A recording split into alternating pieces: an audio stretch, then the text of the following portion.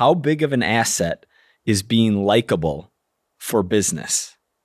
It's probably the biggest asset, really. Yeah. So here's what I think. I honestly think the best way to be likable, the number one, especially in this day and age, is just being yourself. I really think like being who you are, and I know there's caveats to this. Like I know, like I can see it already coming out. What? I'm thinking of all of these like hyper argumentative, hyper negative, hyper pessimistic individuals in the fitness industry. 3 just came to your mind, and I could name them, who like can literally like behave slightly differently and probably 2x business in a heartbeat. Yes. Yeah. I agree.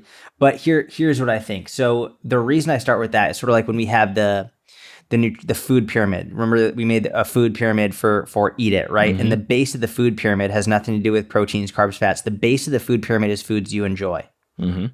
If the base of your likability pyramid is not being yourself, then inherently you're going to have to pretend to be someone else, and that is way worse than people not liking you for who you are. Because when you're pretending to be someone else, when you're not really actually being you can't keep up with it. You get imposter syndrome. You're going to burn out, and and then eventually you're going to end up not being that way anymore. And the incongruency is going to shake people too much. It's not going to be good long term. So I think that's why the base of the likability pyramid has to be yourself. That makes complete sense. With that in mind, there are other things that then we can increase likability from there. Yeah. So I think number one is, this is all off the top of my head. I was not prepared for this, but I think, and number one, I'm not saying like this is the most important, but number one that comes to my mind is being willing to be wrong and to openly talk about it. To openly talk about the mistakes that you've made, I think is one of the easiest ways. Because when we think about what is being likable, right? What is likable? I think part of likable is relatable. I think part of likable is admirable. Part of likable is honest.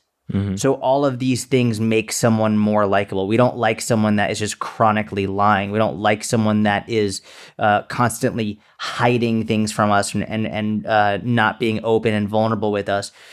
We don't like people who consistently are not admirable. Like we like people who we admire and we want to be like, and we strive to be similar to them, and who have traits and qualities and characteristics that are admirable. So I think admitting when you've been wrong is a very easy way to help people like you more, because they're going to trust you more. They're going to believe you more, that they will admire your ability to say, wow, like I was wrong about this. Even in a simple, like taking away the social media component, we could just look at this in a one-on-one relationship component. Sometimes all we want our partner, our spouse, whoever, all we want them to say sometimes is like, hey, I was wrong. That's it. Like, we don't even need anything else. We don't need them to rectify the situation. It's just like sometimes all we want in an argument is like, hey, I'm sorry, I was wrong. And all right, cool. I really appreciate you saying that. Thank you. That's all we need sometimes in order to just to remove the anger or whatever. And this also holds true on social media, where if you can be like, listen, I used to say this, but I was actually wrong, and here's why. So I think that's a huge component of it. What else? I think, listen, I'm going to say this, and I hesitate to say this because not everyone can do this very well, but it's the truth. If you can bring humor, if you can be funny, people are going to like you more. They are. Like, bringing humor to things will lighten the mood, and it will make so. And it doesn't have to be. I think, someone who's actually a really great example of this, who is not. I don't think he's classically funny, is like ha ha ha funny, but his humor is so dry that it's actually hysterical. Is Ben Bruno. Ben Bruno is I think Ben Bruno is the perfect example of everything I've just said in a way that most people don't expect. He is who he is. He's exactly who he is. He doesn't pretend to be anyone else. He's very dry humor. He's not overly eccentric. He doesn't try and be anyone who's not. And his humor is so dry, and like it's And it gets a great response, and people absolutely love him for it. But he's not doing what I'm doing. Like, he's not putting on wigs. He's not like, because that's how I am. Like, I am that person. I'm doing accents, and I'm very like exuberant and over the top, and he's the complete opposite, where he's much more dry and relaxed, and he says these really funny things with a completely straight face. That it just, I think it's jarring.